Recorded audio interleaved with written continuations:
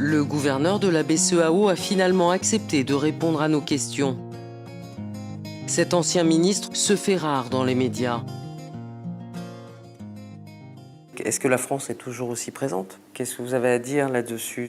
Je trouve que ceux qui en parlent ne connaissent pas les mécanismes et ne font aucun effort pour connaître ces mécanismes. Je considère que pour un problème aussi important, si quelqu'un veut se prononcer, à mon avis, la chose la plus simple, c'est d'essayer d'avoir toutes les informations qui peuvent lui permettre de pouvoir avancer ce qu'il a à dire. Et pour comprendre, comme je dis, il y a les textes, il y a aussi les hommes qui ont construit cette monnaie depuis le début jusqu'à aujourd'hui. Il y en a qui ne sont plus aux affaires, il y en a qui sont aux affaires, mais ils sont là, ils sont nombreux. Quand je prends par exemple au niveau de la Banque centrale, Dieu merci, c'est le premier gouverneur Aboulaye Fadiga, paix à son âme, qui n'est plus. Tous les autres sont là. Et aujourd'hui, il y a à la Banque centrale tous ceux qui peuvent parler de cette monnaie. Je n'ai jamais vu quelqu'un approcher la Banque centrale ou approcher ceux qui peuvent en parler et avoir des informations précises sur ce qui se passe. Je n'ai pas le sentiment non plus que même nos partenaires, les Français, aient été approchés d'une façon ou d'une autre pour connaître la réalité. À partir de ce moment-là, quelqu'un ne peut pas parler de quelque chose qu'il ne connaît pas. Et c'est le reproche qu'on peut leur faire éventuellement. Ils ne connaissent pas, et je ne pense pas qu'ils aient envie de connaître. Ce qu'ils veulent, c'est de dénoncer. Mais quand on dénonce, justement, on prend soin de ne pas avoir d'arguments contre, parce que c'est ça qui vous freine dans votre élan de dénonciation éventuellement. Alors, le rôle de la France ne joue aucun rôle qui peut permettre d'articuler directement le franc CFA. Parce que c'est la monnaie des Africains. C'est les Africains qui l'ont géré, qui l'ont mise en place, qui l'ont géré et qui continuent de le gérer, le franc CFA. Quel est le rôle de la France aujourd'hui? La France s'est proposée pour la convertibilité de la monnaie en demandant qu'un certain nombre de dispositions soient prises. Cette disposition, c'est la contre-garantie qu'ils souhaitent et c'est ce qui explique l'existence du compte d'opération. On aurait fait avec une banque commerciale, avec un autre pays, que ce serait exactement le même dispositif. Aujourd'hui, vous ne pouvez pas demander à quelqu'un de vous garantir quelque chose en ne donnant pas les éléments qui peuvent lui permettre de le garantir éventuellement. Donc, c'est ce qui se passe. Alors, il y a toutes sortes d'interprétations sur le compte d'opération qui ne sert pas les pays, dont la France, qui est utilisé par la France. Tout ça, c'est des histoires. Ceux qui connaissent les besoins de la France, qui connaissent la puissance de l'économie française, ne peuvent pas penser une seule minute que les fonds qui constituent une goutte d'eau, éventuellement, pour être plus précis, dans les besoins de la France, servent à la France beaucoup plus qu'elles ne servent à nos pays. Vous avez des comptes? Il y a des comptes ailleurs, dans d'autres pays? Nous avons au total 32 comptes dans le monde, dans 10 pays, et articulés dans 8 devises. 32 comptes, je dis bien 32 comptes. Maintenant, le seul qui pose problème aux détracteurs, c'est celui qui est en France. Mais nous avons 32 comptes. Et je vais vous dire aussi quelque chose qui va peut-être vous surprendre. Nous avons des relations avec la Federal Reserve Bank de New York depuis 1967. C'est cette banque qui fait toutes les opérations en dollars, bien sûr, pour notre compte. Et ces comptes nous servent justement à faire quoi? À régler les importations et toutes les transactions extérieures de nos pays.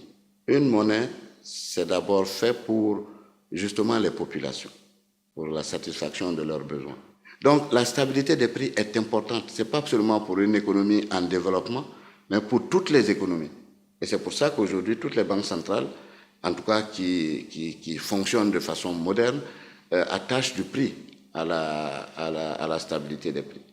Et encore beaucoup plus dans nos pays, parce que les revenus ne sont pas très élevés, et le minimum qu'il faut pour vivre aux gens, il ne faut pas que les prix augmentent tous les jours, parce que non seulement ça ne permet pas à l'économie de croître, mais ça ne permet même pas aux gens de maintenir leur pouvoir d'achat. Donc ça, par exemple, nous en tenons compte. Et en faisant quoi? En luttant contre l'inflation. Parce que si vous regardez les économistes, tous les économistes vous le diront, tous les partenaires vous diront, Le taux d'inflation dans notre zone est un des plus faibles qu'il y a actuellement.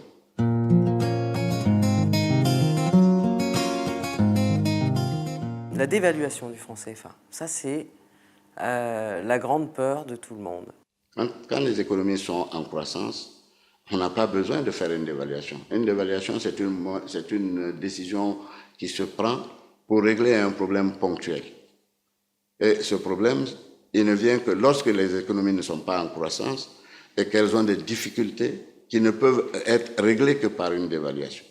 Je ne vois pas aujourd'hui dans notre zone la difficulté qui peut nous amener à aller à une dévaluation. Vous savez, au niveau de la dévaluation, il ne faut pas voir seulement ce que gagnent les exportations. Parce que la dévaluation, c'est un processus. Il y a un objectif qu'on veut atteindre. C'est d'accroître le revenu monétaire des exportations. Vrai. Mais dans le même temps, nous avons des importations. Qu'est-ce qui est produit localement? Il y a beaucoup d'importations. Il y a la composante alimentaire qui est une des plus importantes et qui fait qu'à un moment ou à un autre, si les importations alimentaires sont faites, elles coûteront plus cher dans le cadre d'une dévaluation. Donc là aussi, ça va poser quoi? Ça va poser des problèmes sociaux. C'est pour ça que nous disons, la dévaluation n'est pas la solution idéale. La solution idéale, c'est de faire de telle sorte que l'économie soit diversifiée. Et que dans la diversification, on ne soit pas dépendant d'un seul produit. On soit dépendant de plusieurs produits qui sont soit exportés, soit consommés localement. La monnaie n'est pas le problème. La monnaie aujourd'hui, c'est une solution. Les problèmes sont ailleurs. Ce qu'on dit aux populations, ce n'est pas la réalité.